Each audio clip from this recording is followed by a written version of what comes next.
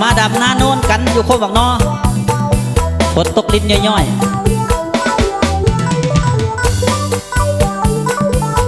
ดำหน้าพิษดูดำหน้าโนนหัวใจของอ้ายหักบ่วายพาโลหักผู้สาวเซโนตั้งแต่งานผ้าป่ามาจนวันนี้ก็ยังบ่เลิกบ่ลามาจนวันนี้ก็ยังบ่เลิกบ่ลายังคิดเห็นหน้าอยู่แพ้แวแพ้แวประสงค์ต่อไม้อายจึงแบกผ่านมาใจประสงค์การด่าอายจึงมาหาแน่ยันแต่ความฮักของอายนี่ถือกลอยแพ้ยันแต่ความฮักของอายนี่ถือกลอยแพ้ยันน้องบ่แน่อายจึงมาแวะเบิ่งก่อนคำสาวเซโนอายหักน้องก็ไปน้องคงบ่แลงน้ำใจเหมือนเซโนบ่มีน้ำเสียให้พ่อแม่มาสู่ขอน้องคนงามเสียให้พ่อแม่มาสู่ขอน้องคนงามเกียรติของบ่ห้ามสิกอดคนงามทันทีอายหักเจ้าจนทอเล่าทอโพนอายอยากไปดำนาโนนตั้งแต่โดนแต่กี้หากแม่นอายได้สิขอหับใส่คนดีหากแม่นอายได้สิขอหับใส่คนดีใครเข้านาโนนปีนี้ไปซื้อคำที่ตลาดเซโนซื้อครับให้ผู้สาวแล้วก็ไป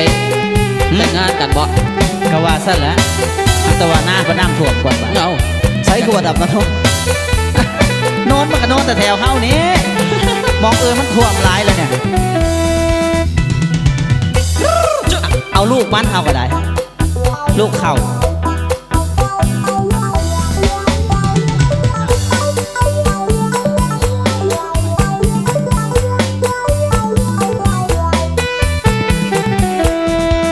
สาวเซโนอายหักน้องกว่าไฟ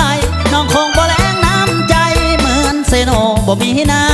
ำสิให้พ่อแม่มาสู่ขอน้องคนงามสิให้พ่อแม่มาสู่ขอน้องคนงามพี่ท้องบ่ห้ามสิกอดคนงามทันที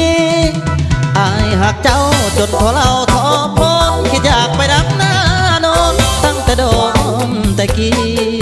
หากเป็นไอ้ได้สิขอหับใส่คนดีหากเป็นไอ้ได้สิขอหับใส่คนดีไปเข้านาโนนปีนี้ไปซื้อคำพี่ตลาดเซโน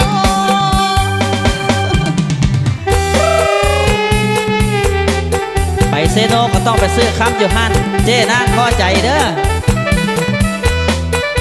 คำก็งามคนก็สวยซื้อ1 แถม 1แน่นอนซื้อบัตร1 แถมบัตร 1ถ่ายรูปบัตร 1